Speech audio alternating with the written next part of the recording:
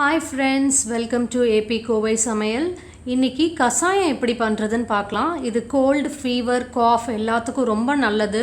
இப்போ எல்லா பக்கம் கொரோனா வைரஸாக இருக்குது. இந்த மாதிரி டைமில் நீங்கள் வெளியில் போயிட்டு வந்தோன்னே இதை எடுத்துக்கிட்டிங்கன்னா இது ஒரு நல்ல இம்யூனிட்டி பூஸ்டராக இருக்கும்.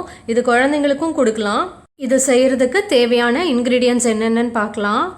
எல்லாமே நான் இந்த ஸ்பூனில் தான் அளவு எடுத்துருக்கிறேன். 1 ஸ்பூன் சீரகம், ஒரு சின்ன பீஸ் பட்டை, 2 கிராம்பு, 2 பூண்டு, குருமிளகு 1 ஸ்பூன், வரமல்லி அரை ஸ்பூன் எடுத்துக்கோங்க, ஓமம் அரை ஸ்பூன், 1/4 ஸ்பூன் மஞ்சத்தூள், தூதுவளை பவுடர் ஒரு அரை ஸ்பூன் சேர்த்திருக்கேன். உங்களுக்கு இலையாக கிடச்சதுன்னா நீங்கள் அதில் சேர்த்திக்கலாம். துளசி ஒரு 1/4 ஸ்பூன் சேர்த்திருக்கேன். அதே மாதிரி இதுவும் இலையாக கிடச்சதுன்னா நீங்கள் அப்படியே போட்டுக்கலாம். துளசியோ தூதுவாது இலையோ உங்களுக்கு கிடைக்கலினா பிரச்சனை இல்லை. நீங்கள் மிச்சம் இருக்கிற இன்க்ரீடியன்ட்ஸ் வச்சு நீங்கள் கஷாயம் பண்ணிக்கலாம். பனங்கற்கண்டு ஒரு 3 பீஸ் எடுத்திருக்கேன்.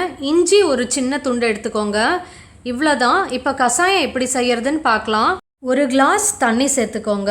இது நல்லா கொதி வரட்டும். அதுக்குள்ளே நம்ம ட்ரை ரோஸ்ட் பண்ண வேண்டியது இருக்குது. அதை இப்போ பண்ணிடலாம். ஒரு தவா எடுத்துக்கலாம்.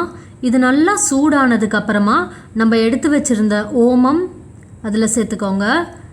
வரமல்லி, சீரகம், குருமிளகு, பட்டை, 2 கிராம்பு இது எல்லாத்தையும் இதில் சேர்த்துக்கலாம். இது எல்லாத்தையும் சேர்த்துனதுக்கப்புறம் நம்ம வறுத்து எடுத்துக்கலாம். சிம்மில் வச்சு பண்ணுங்கள், இல்லாட்டி கரிஞ்சிரும். நல்லா வறுத்து எடுத்ததுக்கப்புறம் இது எல்லாத்தையும் நம்ம இடிக்கிறதுக்கு ஈஸியாக இருக்கும். ட்ரை ரோஸ்ட் பண்ணியாச்சு.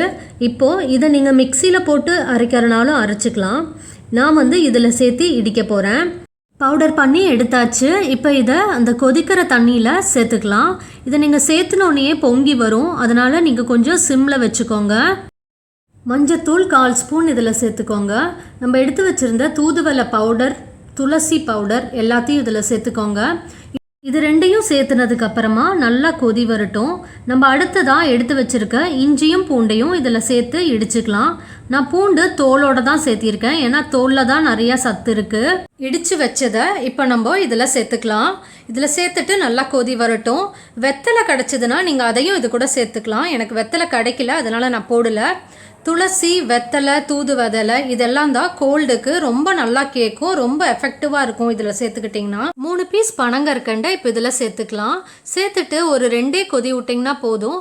அதுக்கப்புறமா நல்லா ஆற வச்சதுக்கப்புறமா இப்போ நம்ம வடிகட்டி எடுத்துட்டோம்னா நம்மளோட கஷாயம் ரெடி ஆகிடும்.